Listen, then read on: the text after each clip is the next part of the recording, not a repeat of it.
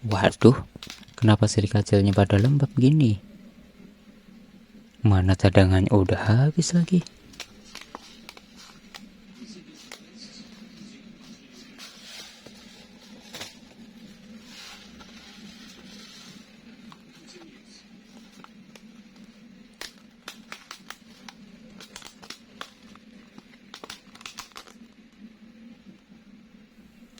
Oh, disangrai aja ya.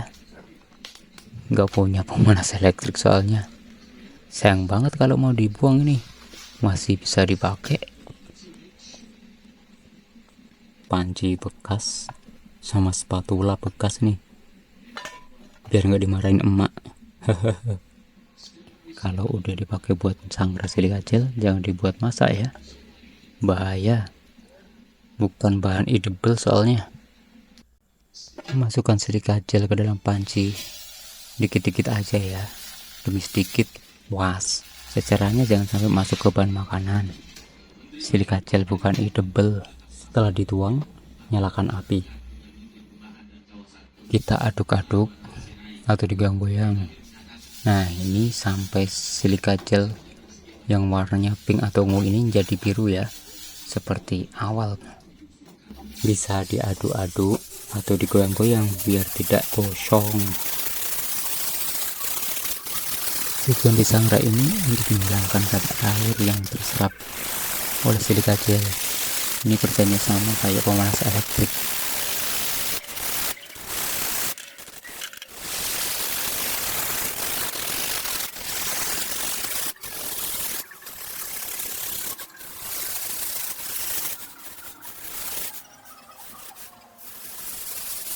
Setelah menjadi biru kayak ini, kita kumpulkan ke tempat lain ya. Lakukan berulang sampai habis ya. Sayang kalau mau dibuang. Ini masih bisa dipakai loh.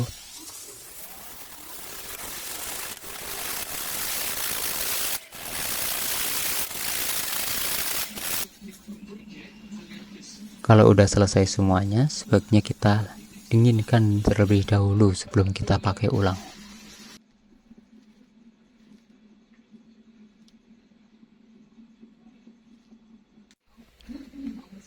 Setelah suhu normal atau dingin, kita tuang ke wadah yang berlubang. Wadah ini bekas wadah makanan yang saya lubangi kecil-kecil.